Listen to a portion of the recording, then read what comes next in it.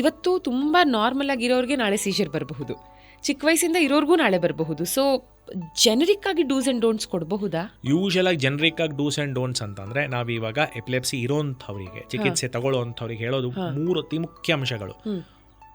ಒಂದು, ಹಸ್ಕೊಂಡಿರೋ ಹಾಗಿಲ್ಲ. ಓಕೆ. ಯಾವುದೇ ಕಾರಣಕ್ಕೂ ಉಪವಾಸ ಇರೋ ಹಾಗಿಲ್ಲ, ಹೊಟ್ಟೆ ಹಸ್ಕೊಂಡಿರೋ ಹಾಗಿಲ್ಲ. ಒಂದು. ಎರಡನೇದು, ನಿದ್ದೆ ಕೆಡ ಹಾಗಿಲ್ಲ. Have a good sleep.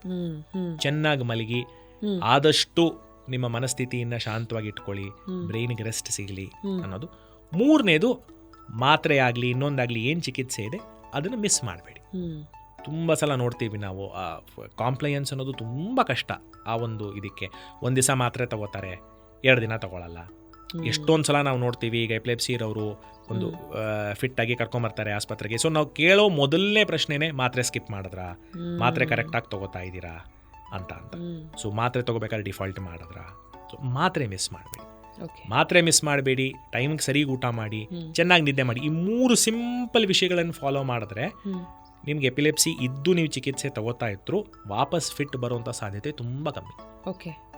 Almost ಇಲ್ಲ, ಬಟ್ ಫಾಲೋ ಮಾಡಬೇಕು. ಅದು 3 ಮಾಡೋದಕ್ಕೆ ತುಂಬ ಕಷ್ಟ ಜನ. ತುಂಬ ಸುಲಭ, ತುಂಬ ಕಷ್ಟ.